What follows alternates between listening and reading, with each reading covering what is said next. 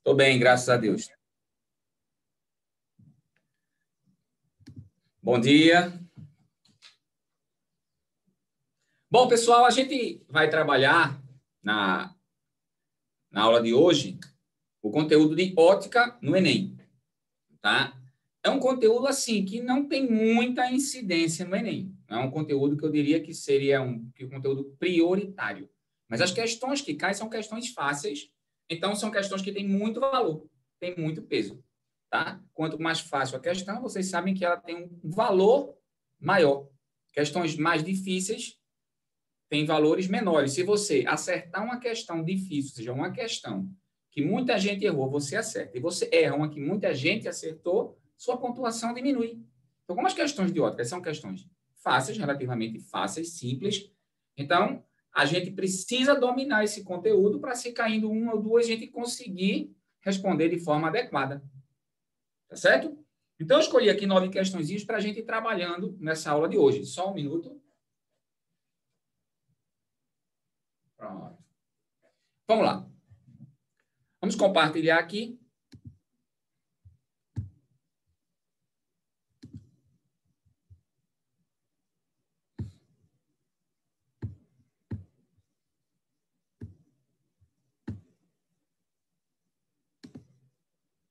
Tá tudo ok, então? Todo mundo?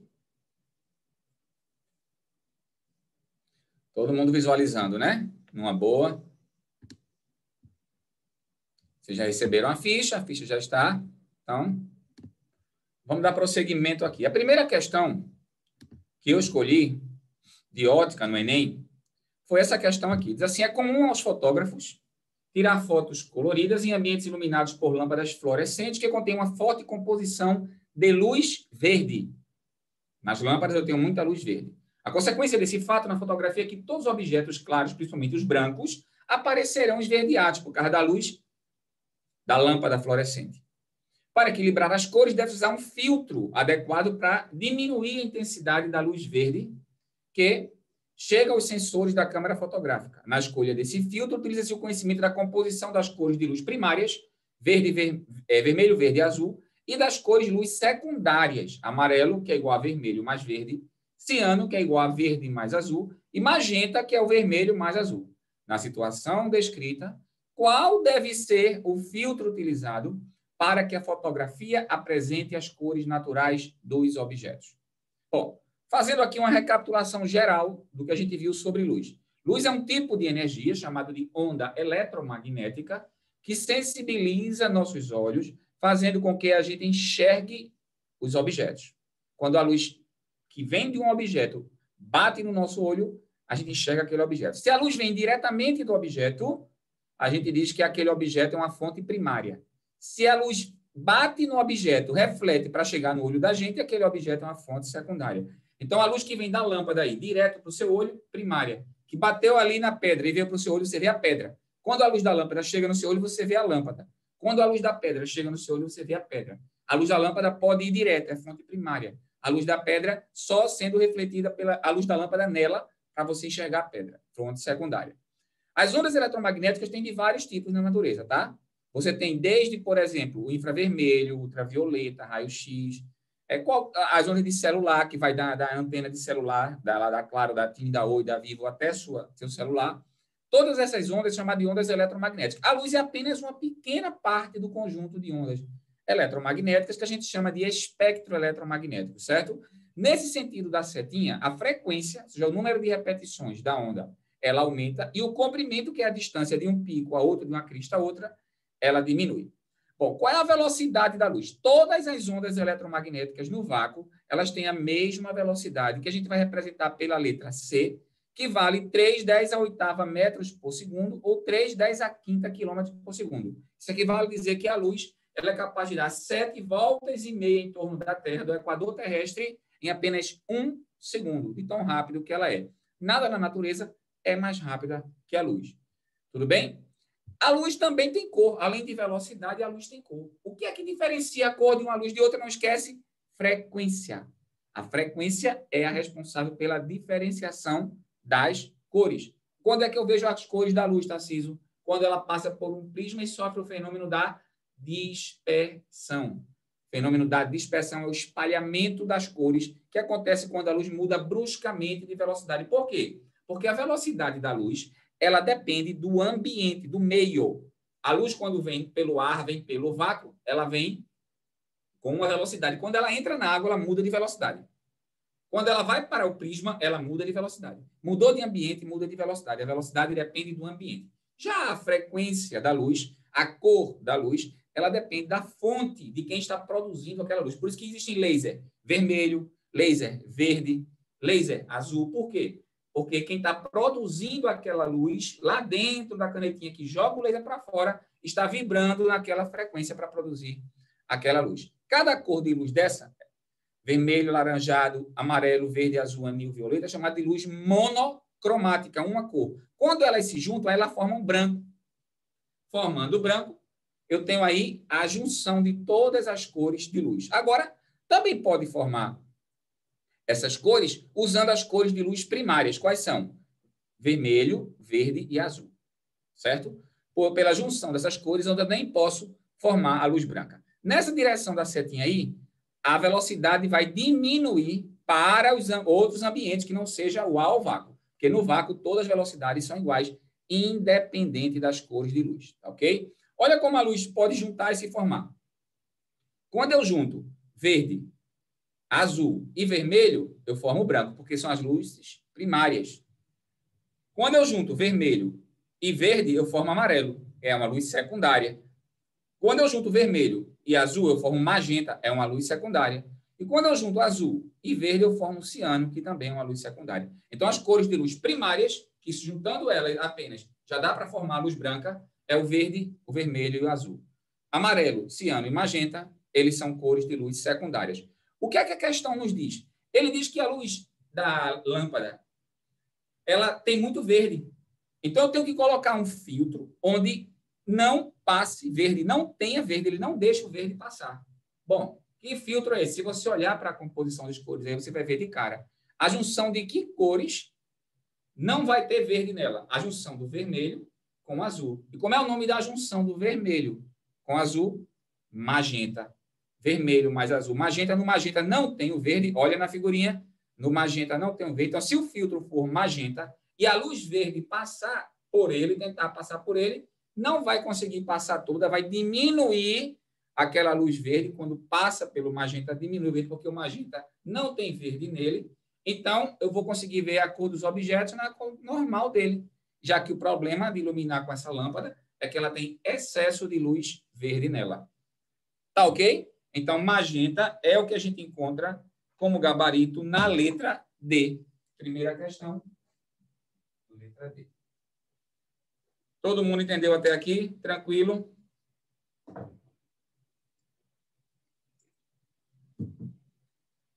Segunda questão.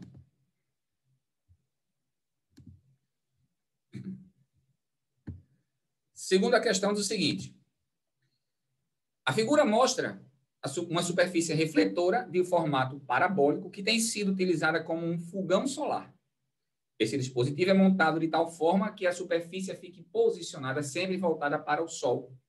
Neste, a panela deve ser colocada em um ponto determinado para maior eficiência do fogão. Considerando que a panela esteja posicionada no ponto citado, aquele ponto de maior eficiência, que vai ter mais luz nele, consequentemente mais calor também, a maior eficiência ocorre porque os raios solares, o que é que acontece com os raios solares quando batem nesse tipo de fogão, nesse tipo de superfície parabólica? O que acontece? Que tipo de raio solar? O que é que acontece com ele, certo? Vamos lá. Vamos entender um pouquinho o funcionamento aqui dessa superfície. Essa superfície é um espelho esférico, que pode existir de dois tipos. Côncavos, que é aquele de maquiagem, aquele do dentista, que dá um aumento na imagem, né? Quando você bota o espelho lá na sua boca, ele vai ver seu dente grande. Você se bota o espelho côncavo na sua frente para você ver uma imagem grande do seu rosto. E tem o espelho convexo, que é aquele que fica no ônibus, que fica em garagem, que fica em farmácia, em padaria, para ter um aumento de campo visual. Eu quero aumentar o campo visual, eu uso o espelho convexo. Eu quero aumentar o tamanho dos objetos, eu uso um espelho côncavo, tá bom? Bom, o espelho côncavo, a superfície de dentro dele é que reflete a luz. Todos os raios que vão para o espelho côncavo e eles incidem paralelamente ao eixo principal do espelho, que é uma linha imaginária que passa no meio do espelho, todos os raios que incidem paralelo a essa linha, quando batem nesse espelho, se juntam num único ponto. Esse ponto ele é chamado de foco do espelho. Esse caso é chamado de foco real, porque os raios de luz se encontram nesse ponto quando o espelho é côncavo. Bom, se o espelho for convexo, o que é que acontece? Esse ponto está do lado que não reflete a luz. Então, quando a luz vem paralela ao eixo principal do espelho, que bate nele, ela não pode ir para esse ponto, porque ele está do outro lado e a luz vai refletir, o espelho reflete luz. Ela vai bater e voltar. Quando ela bate e volta no espelho convexo, o que é que vai acontecer? Ela volta de forma que, se você prolongar os raios que voltaram, não é que passou, porque não passou nenhum raio para o espelho, mas se você prolongar, esses prolongamentos também vão bater no foco. Nesse caso, o foco é chamado de foco virtual. Por que virtual, Tarcísio? Porque os raios não se encontram nele. Quem se encontram são os prolongamentos do raio. Não é luz que está ali. Quem está ali é prolongamento de luz. Então, isso é chamado de foco virtual. Ok? No nosso caso, ele colocou lá o fogãozinho e ele quer que a panela fique na frente do espelho e que a luz bata nela na frente do espelho. Então, esse espelho não pode ser convexo. Esse espelho tem que ser um espelho côncavo. Como é que funciona? Todo raio paralelo ao eixo principal no côncavo, quando bate, vai passar nesse foco chamado de foco principal do espelho.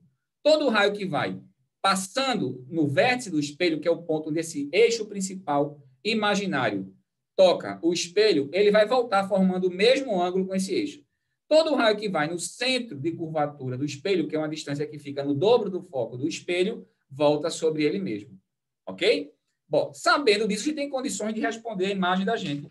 Ele pergunta, na questão lá, ele dá a imagem e pergunta assim, considerando que a panela esteja posicionada no ponto citado, que ponto citado é esse? É aquele que vai concentrar a luz. Que luz? A luz refletida pelo espelho, não é? Então, no ponto citado, a maior eficiência ocorre porque os raios solares, vamos lá, incidentes se concentram nesse ponto. Não, incidente é o que bate. Não é o raio que bate que concentra no foco. A panela tem que estar no foco. E, para a panela estar no foco, a luz tem que concentrar nela. Não é a luz que vem do sol que concentra nela, é a que bate no espelho e volta. Então, não é raio incidente que passa por esse ponto. Letra A está errada. A letra B diz a mesma coisa. Raio incidente passa pelo ponto. Não, não é o raio incidente. Os raios refletidos se concentram nesse ponto, definido como foco da parábola, verdadeiro. A luz vem, bate no espelho e reflete, de forma que esses raios refletidos pelo espelho passam nesse ponto que é chamado de foco principal do espelho. Então, para a gente, a segunda questão é a letra C. Alternativa C. Estão acompanhando até aí, todo mundo tranquilo? Fala aí.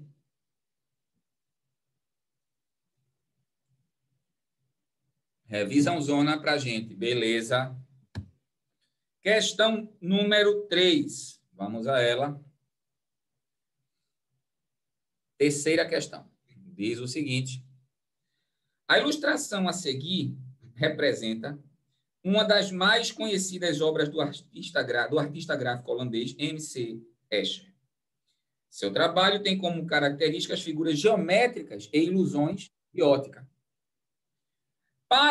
Pelas características da imagem formada na gravura, o artista representou um espelho esférico do tipo. Olha que espelho é esse aqui que está na imagem. Que espelho é esse? Como é que eu estou vendo a imagem nesse espelho? Você está vendo uma imagem menor do que o objeto. Ele desenhou-se dentro da bola, menor do que ele é. Só que essa imagem está na posição normal dela, que a gente chama de direita, não está de cabeça para baixo. Como a imagem não está de cabeça para baixo, está na posição direita, a gente chama isso aí de uma imagem virtual. Toda imagem virtual ela é direita. E ela é menor do que o tamanho da imagem, é menor que o tamanho do objeto. Então, esse espelho serve para quê? Apenas para ampliar o campo visual. Esse é um tipo de espelho chamado de espelho convexo. Então, vamos aqui dar uma revisada. O espelho convexo, ele só tem um tipo de imagem. Como é que eu obtenho uma imagem? Eu vou pegar o objeto, desenhar, vou fazer ele mandar luz para o espelho, ver onde a luz volta, desenhar o encontro da luz que voltou e ver onde esses pontos se encontram. Aonde tiver o encontro da luz refletida pelo espelho, estará a imagem do objeto que está na frente do espelho. Então, olha essa vela aí. Todo raio que vier da vela paralelo ao eixo principal, quando ele vai refletir na direção do foco. Todo raio da vela que vier no vértice do espelho, quando ele refletir, ele vai refletir com o mesmo ângulo. Agora, olha para a figura e vê onde esses raios se encontram, os verdes, que são os raios refletidos. Ele está ciso? Não está encontrando em lugar nenhum, cara. Não está encontrando em lugar nenhum. O verde de cima está subindo, o verde de baixo está descendo. Como é que eles se encontram? Bom, eles não se encontram na frente do espelho. Mas se você pegar o raio que está descendo e prolongar, você vai ver que o prolongamento dele encontra, sim, o prolongamento do outro que subiu. Se os prolongamentos se encontram no lugar da imagem se formar no encontro dos raios, ela vai se formar no encontro dos prolongamentos. Daí o nome de imagem virtual. E se a imagem é virtual, ela também é menor e direita, esse espelho só pode ser espelho convexo. É o único tipo de espelho que nos dá esse tipo de imagem aí. Tudo bem? Então, vamos lá. Ele está dizendo para a gente, está perguntando para a gente qual é a alternativa certa aí. Então, vamos lá. Pelas características, o espelho é do tipo, letra A, convexo, sim. Pois as imagens de todos os objetos formadas na esfera, inclusive a do artista, são virtuais.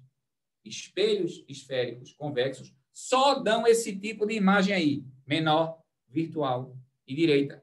Tá bom? Se ele só dá esse tipo de imagem, só pode ser convexo. Beleza? Então, letra A já está dizendo. Côncavo, letra B não, C, côncavo não, letra D, convexo sim, pois as imagens são formadas pelo cruzamento dos raios refletidos, não. Não são os raios refletidos que estão se cruzando, o que está se cruzando são os prolongamentos dele. Então, não pode ser letra D. Letra E volta a dizer que é côncavo, falso.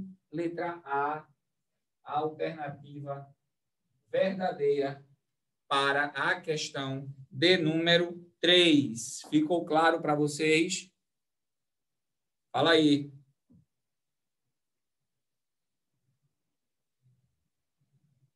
Vocês estão vendo o que é o Enem. O Enem é isso aí. Tá bom? O Enem é isso aí, essa besteirinha aí. Então, vamos embora. Quarta questão diz o seguinte: alguns povos indígenas ainda preservam suas tradições, realizando a pesca com lanças, demonstrando uma notável habilidade. E para fisgar um peixe em um lago com águas tranquilas, o índio deve mirar abaixo da posição em que enxerga o peixe. Olha, ele está vendo o peixe no lugar, ele nunca joga onde ele está vendo. Se ele jogar onde está vendo, ele sabe que vai errar, que o peixe não está ali. Aí pergunta, ele deve proceder dessa forma? Porque os raios de luz, olha lá, os raios de luz o quê?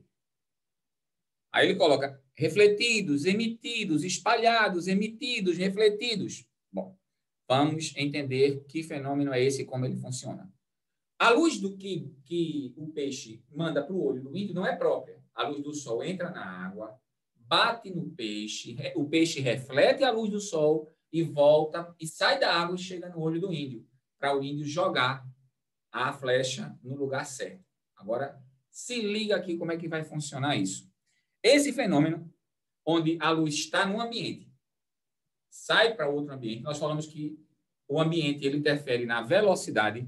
O fenômeno da mudança de velocidade da luz por causa da mudança do ambiente, ele é chamado na ótica de refração da luz. Como é que essa refração funciona? Imagina a luz vindo do ar para o vidro.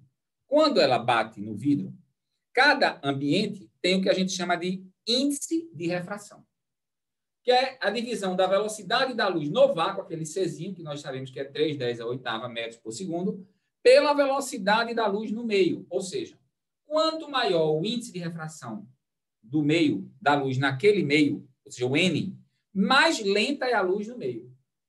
Meios, ou seja, ambientes com N grande, a luz nele é lenta.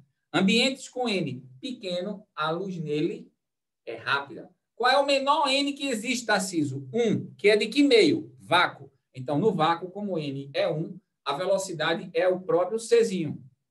Tá? Qualquer outro ambiente que não seja o vácuo, a luz é mais lenta do que no vácuo.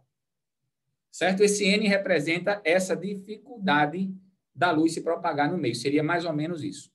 Bom, e como é que funciona essa propagação? Se ela vem do ar para o vidro, ela vai mudar de N. Mudando de N, muda de velocidade. Para analisar essa mudança, a gente traça uma reta que forma 90 graus com a superfície de separação do ar com o vidro, que é chamado de reta normal. Agora, a luz mudou de velocidade. O que aconteceu se ela passou do ar para o vidro, Tarcísio? A velocidade dela diminui. Se a velocidade dela diminui, significa que o N aumentou. Esse ângulo que a luz forma, que o raio de luz forma com a reta normal na batida, na incidência, é ângulo de incidência. O que ela forma com a normal na passagem é o ângulo de refração. Quando a velocidade dela diminui, o ângulo diminui também, porque o N aumentou. Ok?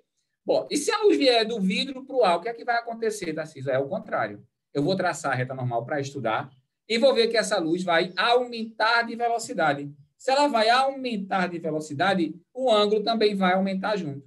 Como é que eu vou relacionar esse ângulo com o N do meio? Existe uma lei chamada Lei de Snell-Descartes. Dois cientistas, Snell e Descartes, analisaram esse fenômeno e descobriram que se eu multiplicar o índice de refração do meio 1 pelo seno do ângulo de incidência, desse ângulo I aí da figura, da mesma coisa se eu multiplicar o índice de refração do meio 2 pelo o seno do ângulo de refração naquele meio.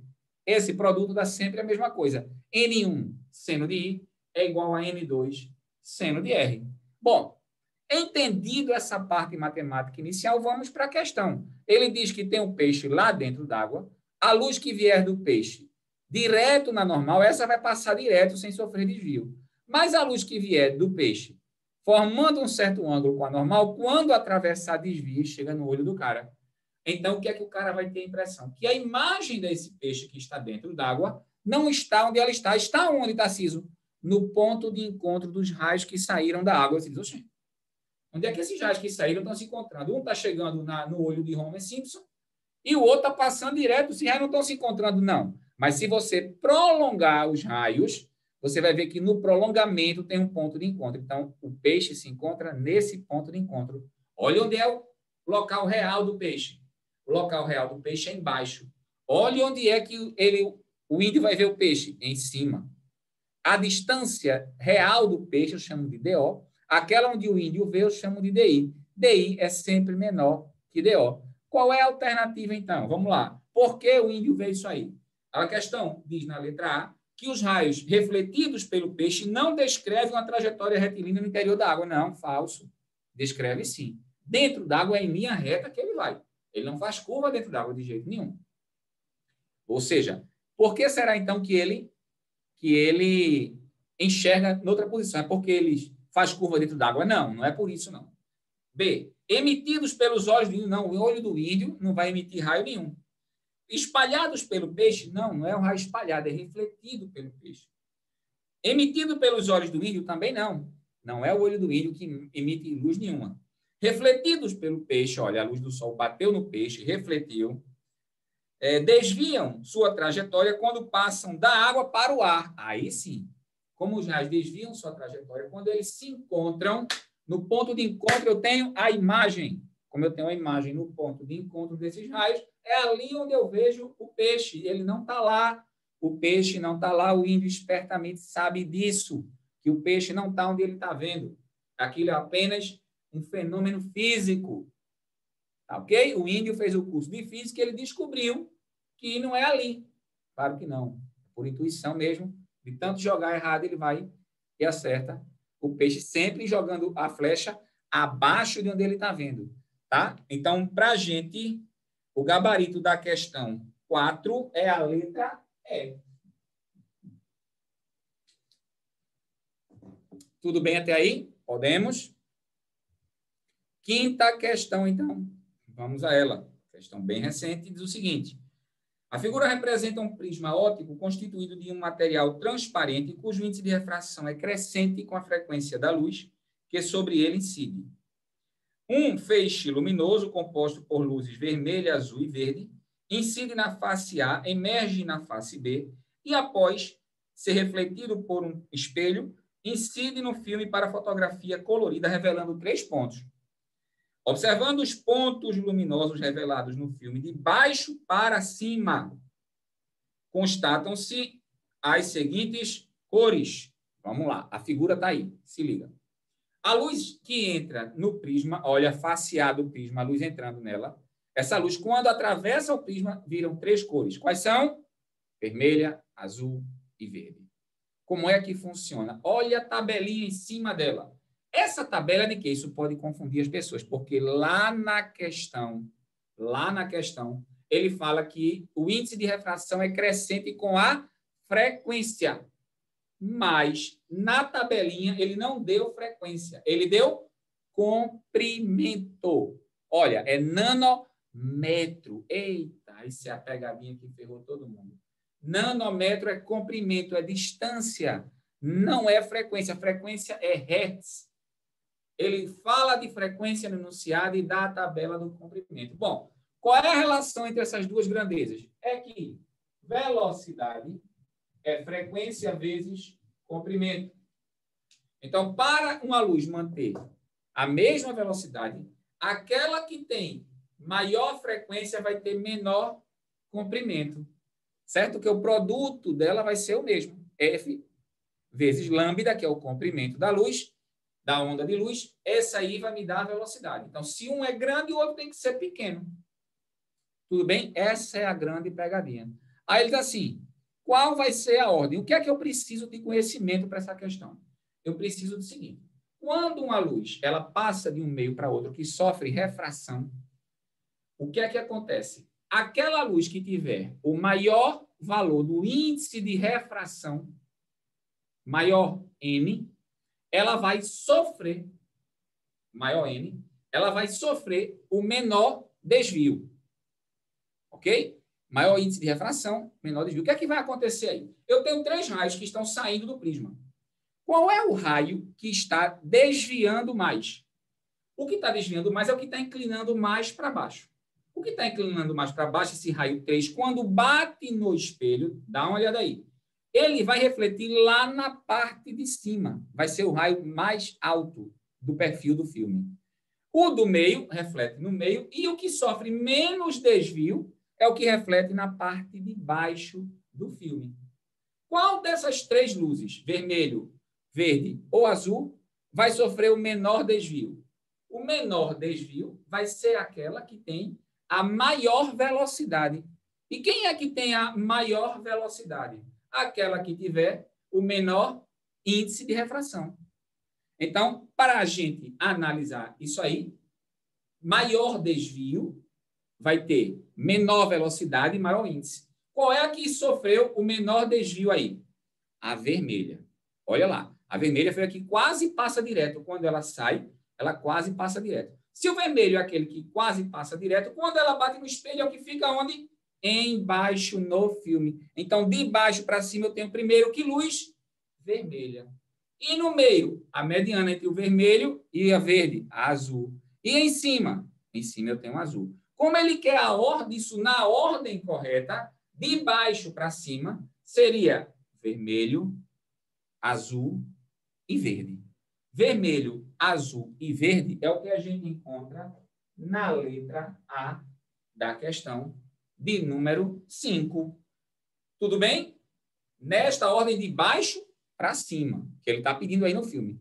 A dificuldade foi que ele deu o comprimento na tabela e ele fala sobre a frequência, que são grandezas que são inversamente aí proporcionais. Então, tem que ter só esse cuidado na interpretação da tabela para dar a resposta certa.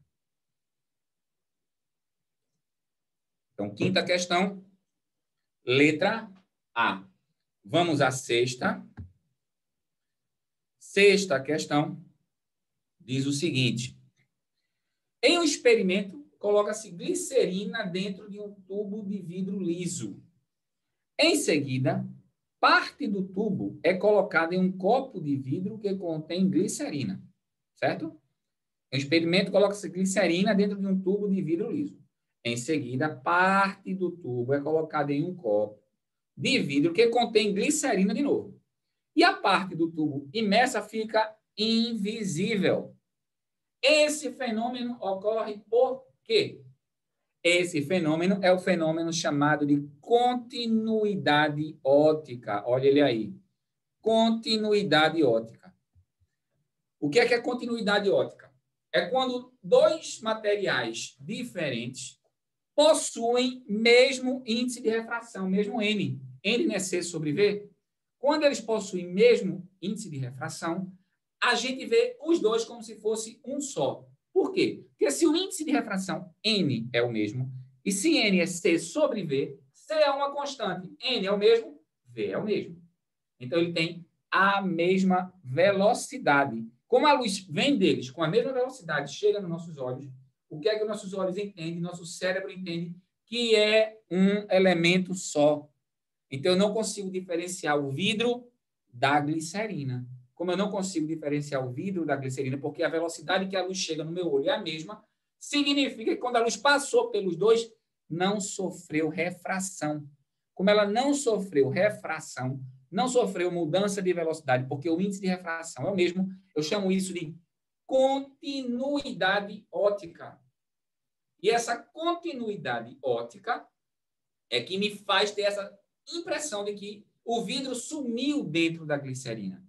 Ele não sumiu, ele apenas tem o mesmo índice de refração da glicerina. Isso é massa, porque você pode fazer isso em casa com experimento simples, né? Uma garrafa de Nescafé, um pote de Nescafé liso, e um potezinho de pimenta de vidro também liso. Enche o pote de Nescafé de glicerina, enche a pimenta de glicerina e mergulha. Tu vai ver que o vidro da pimenta vai sumir à medida que tu coloca ele dentro da glicerina. Por quê? Porque o vidro e a glicerina têm o mesmo índice de refração. Logo, a luz neles se propagam com a mesma velocidade. Como ela chega nos teus olhos com a mesma velocidade, teus olhos não fazem diferenciação de um para outro. Consequentemente, o que é que acontece?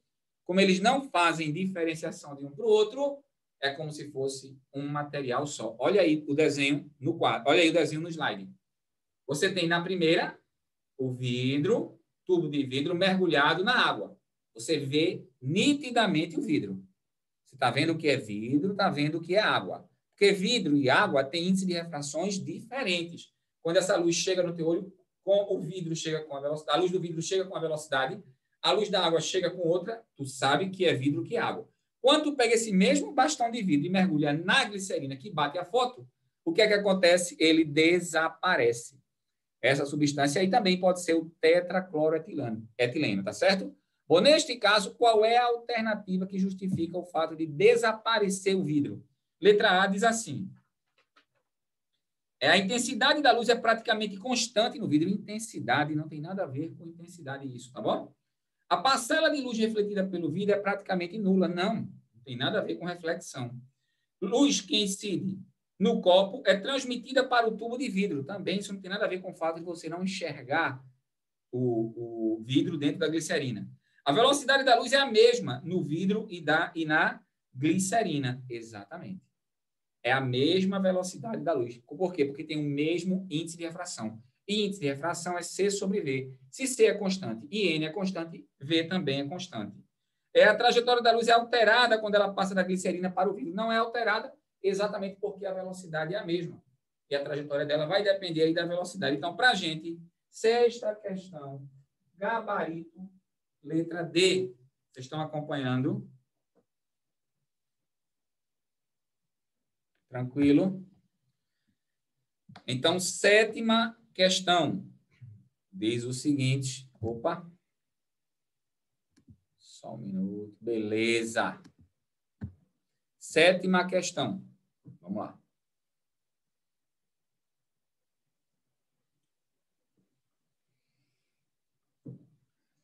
As miragens existem e podem produzir a percepção de que há água onde não existe. Elas são a manifestação de um fenômeno óptico que ocorre na atmosfera. Esse fenômeno óptico é consequência de, ou seja, a miragem é um fenômeno óptico. É você ver uma coisa que o seu cérebro entende que é real, mas não é real. Tá? Por que ocorrem as miragens? Vamos chegar aqui. Quando a luz, ela vai de um ambiente para outro, nós falamos que ela sofre refração. Essa refração vai mudando o ângulo. O ângulo de refração vai mudando. Até o ponto em que a luz vai bater com um ângulo maior do que o chamado ângulo limite. Quando ela bate com um ângulo maior que o ângulo limite, o que é que vai acontecer com essa luz que está batendo? Vai estar sofrendo a reflexão total. Ela deixa de sofrer a refração e passa a sofrer a reflexão. O que é que acontece para a gente ter a percepção da miragem? Veja bem, o deserto muito quente, o chão está quente, o ar em cima do chão, perto do chão, é bem quente, e depois vai esfriando à medida que vai subindo. Mais quente perto do chão e vai esfriando. Quando a luz vem da parte fria para a parte quente, mudou de meio. É como se ela estivesse vindo para a água, vindo para o vidro, mudando de ambiente. Mudou de ambiente, o ângulo vai mudando. Vai ter uma hora que este ângulo vai bater em alguma camada perto do sol, perto do solo, vai batendo, batendo, batendo, bateu. Quando bater com um ângulo maior que o ângulo limite, o que é que vai acontecer? Essa luz não vai mais atravessar a camada e continuar descendo. Ela agora vai refletir e subir. Quando ela reflete e sobe, que chega, lá vem a luz. Quando ela reflete e vai, refletiu, começa a subir. Chegou no meu olho, o que é que eu imagino? Quando eu chego no meu olho, o que é que o meu olho vê? Meu olho vê a imagem daquilo que está mandando a luz. Se aquilo é uma árvore, meu olho vai ver a imagem de uma árvore embaixo do chão quente, como se fosse um espelho. Como eu sei? Bom, no deserto não tem espelho no chão. Isso é o quê? É água. Não, não é água. É apenas que a refração aconteceu com um ângulo maior do que o ângulo limite, e aí ela passou, então, a refletir essa luz. Isso acontece também dentro das fibras ópticas, por exemplo. Na fibra óptica, você tem uma aplicação desse fenômeno. A luz vai batendo, refletindo com um ângulo maior que o limite, até sair da fibra.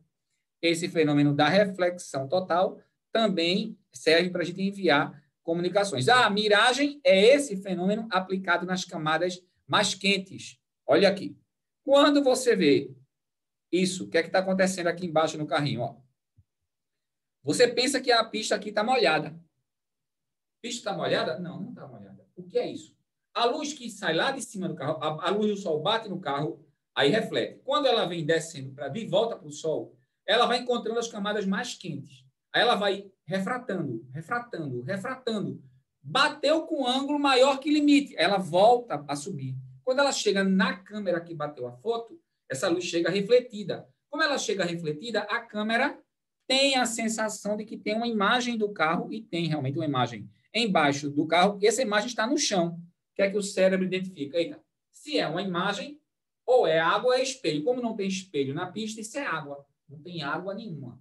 É a imagem do carro refletida nas camadas mais quentes, próximas ao chão onde o carro está. Isso é o fenômeno da reflexão total proveniente da refração da luz. Então, nesse caso aqui, olha aqui como é que funciona. A explicação aí. A luz do carro vem, vem, vem. Aí ela vai, começa a subir. Chegou no olho do cara. O cara vê o quê? A imagem do carro embaixo do carro. Só porque a luz refratou, refratou, refratou, depois refletiu, subiu de volta, ele vê. Como ele viu a imagem ali do carro embaixo dele, o que é que acontece? A imagem do carro embaixo dele, o cérebro dele identifica ali o quê? É espelho ou é água? É água, espelho não pode ser. Só que não tem água nenhuma. É apenas a refração que aconteceu e depois produziu a reflexão total dessa luz. Bom, para o nosso exemplo, qual é a letra que responde isso? Ele diz assim: a refração de luz nas camadas de ar próximas no chão quente. Claro que já é aí. A resposta já está aí. Letra B, a reflexão da luz ao incidir no solo quente. Não. Presta atenção, olha a pegadinha. Isso aí está nas camadas. Olha, a luz nem chegou no solo. Ela vai passando de camada fria para quente e antes de bater no chão, ela já refletiu no próprio ar quente. É o próprio ar quente que vai refletir essa luz. Ela vai refratando no ar quente, depois ele reflete a luz. Então, não bateu no solo, não é a reflexão da luz no solo, não é o solo que funciona como espelho, é o ar quente em cima do solo que funciona como se fosse espelho. Então, não é aí a letra B. É a reflexão difusa da luz na superfície rugosa, não tem nada a ver. Tá? Dispersão, ou seja, espalhamento, não. Difração. Difração é quando ela atravessa uma pequena fenda ou um pequeno obstáculo. Também não é isso que está acontecendo. E para a gente, sétimo, letrinha A. De aprovação multieducacional. Abreviação do AME. Tudo bem? Questão 8. Vamos à questão 8. Diz o seguinte. Olha lá aí. A figura seguinte representa esquematicamente um telescópio refletor. A luz emitida por um astro penetra no telescópio pelo orifício na posição A. Olha aqui a posição A. Isso aqui é por onde a luz do Sol. O Sol está aqui, ó. O Sol está aqui. A luz do Sol vem, bate e entra pelo A. Reflete no espelho parabólico na posição B, ó, em B. Tem um espelho que concentra os raios em C. Olha, quando a luz bate, reflete nele e concentra num ponto. Aí se liga aí. No espelho parabólico. É novamente refletida pelo espelho Czinho, tá aqui, em direção às lentes localizadas na ocular do telescópio. Local onde o observador aproxima o olho na posição D. Essa lente forma uma imagem real e maior do objeto observado um pouco à frente de D. Por isso, o observador não deve encostar seus olhos na lente para enxergar essa imagem. Considerando uma situação em que apenas uma lente é colocada na posição D, e essa lente tem que me dar esse tipo de imagem real e maior, qual o tipo de espelho utilizado e qual o tipo de lente utilizada nas posições B e D, respectivamente. Bom, o que é que eu tenho aqui? Vamos lá. Espelho côncavo, quando a luz bate nele, a luz solar que vem paralela, ela reflete no ponto chamado de foco. Esse foco aí é o foco real, porque é feito pelo encontro das próprias luzes que vêm do Sol. Eu não tive que prolongar nada, ela bate e volta. No espelho convexo, aí, para poder desenhar esse foco, eu tenho que prolongar os raios que refletiram. Então, aqui é um foco virtual. Nas lentes, eu tenho dois tipos. As convergentes, que é quando a luz vem, ela atravessa a lente, que ela é transparente, e vai no foco, que é um foco real. E tem uma lente divergente, que é quando a luz bate, ela atravessa, mas se espalhando. Se está se espalhando, onde é que fica o foco? Aí eu tenho que prolongar para achar o foco imagem, e esse foco é virtual. Então, olha lá. Qual é o espelho que vai convergir os raios? É o espelho côncavo. Qual é a lente que vai me dar o encontro dos raios para formar uma imagem real? É a lente convergente. Então, o que é que vai acontecer? Para a nossa pergunta, ele coloca aqui a situação e pergunta qual é a alternativa. Então, olha, a letra A assim, plano, não. Se o espelho B for plano, quando ele bater, reflete de volta, sem nenhuma mudança aí. Logo, consequentemente, não iria para o ponto C. Então, já está fora. Letra B, convexo, não. Porque convexo, se ele batesse vindo paralelo, ele espalharia e não concentraria em C. Letra C, convexo, também não. Letra D, côncavo, sim. Lente divergente, olha lá, que tipo de lente eu tenho em D? Ele diz aqui, essa lente forma uma imagem real e maior. Lente que forma imagem real e maior não pode ser lente divergente. Lente divergente forma imagem virtual e menor. Não esquece, lente divergente tem mesmo a imagem de espelho convexo. Lente convergente, mesmo as imagens de espelho côncavo. Associa isso aí que tu acerta. Então, para a gente, o espelho tem que ser côncavo e a lente tem que ser convergente. Isso aí é o que está na letra E.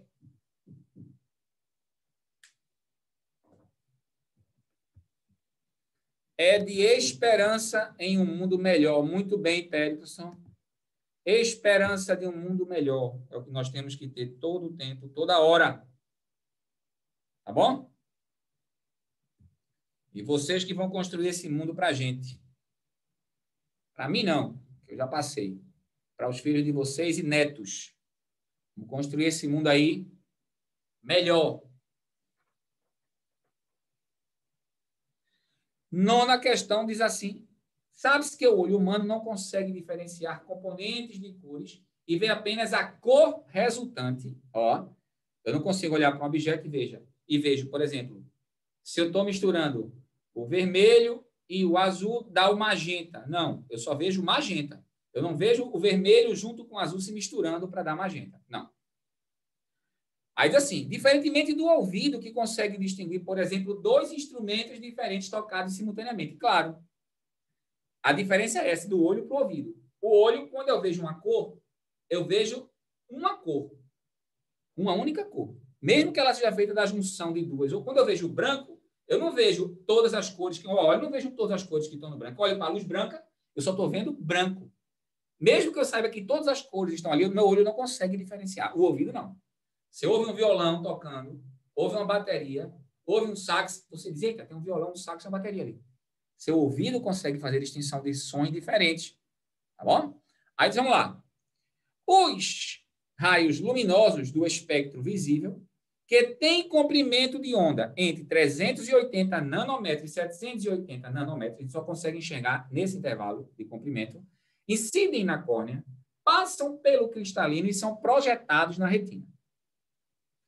Na retina encontram-se dois tipos de fotossensores, receptores de luz, os cones e os bastonetes, que convertem a cor e a intensidade da luz recebida em impulsos nervosos.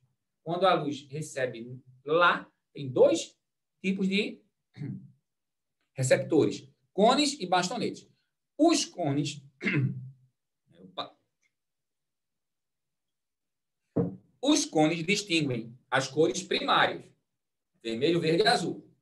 Tudo bem? E os bastonetes diferenciam apenas níveis de intensidade, ou seja, se a luz é forte ou é fraca. Quando a luz bate no nossa retina, tem lá duas coisas. Os cones vão dizer, eita, essa cor do material. O bastonete vai dizer, eita, essa luz está muito forte, está muito fraca. Tá bom? Sem separar os comprimentos de ondas, sem separar as cores. Os bastonetes não vê cor. Quem vê cor é o cone. Os impulsos nervosos produzidos são enviados ao cérebro por meio do nervo óptico para que se dê a percepção da imagem. Agora veio a pergunta. Os indivíduos que, por alguma deficiência, não conseguem captar as informações transmitidas pelos cones, olha, perceberão um objeto branco, iluminado apenas por luz vermelha, como... Opa! Olha lá. Quando a luz vermelha bate no objeto branco, aquele objeto branco se torna vermelho, porque ele vai refletir a luz que bateu nele. Se bateu luz vermelha, o branco reflete vermelho e eu vejo ele vermelho. Só que, olha a questão que está dizendo.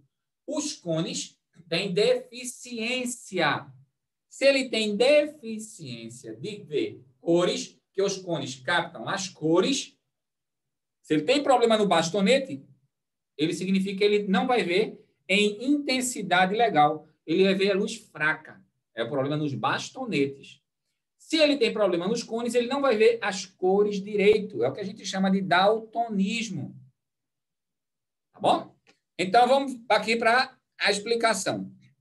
Você tem um olho, a luz entra pela córnea, passa pelo cristalino, que é a lente do olho, e vai incidir na retina, que está aqui onde ficam os cones e bastonetes. Essa luz, ao incidir na retina, ela é enviada pelo nervo óptico ao cérebro. E o cérebro capta. Só que aqui na retina eu tenho os dois tipos de células, os cones e o bastonete. O bastonete, eles captam a intensidade da luz, se ela é fraca ou forte. E os cones, eles captam as cores de luz, que é a sua frequência. A dificuldade na questão, a deficiência da pessoa na questão é a deficiência nos cones. Então, o que é que ela não vê? Ela não vê a cor do material. Se o objeto é branco e eu jogo luz vermelha, era para ele ver vermelho. Mas a pergunta é, um objeto branco iluminado apenas por luz vermelha é visto como o quê? Como um objeto indefinido? Não. Eu defino o objeto, eu só não vejo a cor. Como um objeto rosa? Não. Se eu não vejo a cor, mas eu estou vendo que alguma luz está saindo dele, e essa luz vermelha, eu não vejo o vermelho, vê lá, o objeto é branco, eu joguei luz vermelha. Se eu bateu e refletiu, eu não vou ver o vermelho, porque eu tenho problema nas cores. Meus olhos têm problema de captar a cor. Mas eu não vou ver branco também. Tá certo? O que é que eu vou ver, então? Cinza. Porque eu vejo ele mais escuro que o branco, mas eu não identifico a cor. Então, ele é cinza para mim. Ele é um branco escurecido, sem uma cor definida, né? É um objeto verde? Não. Objeto rosa? Não. Objeto cinza? Certo.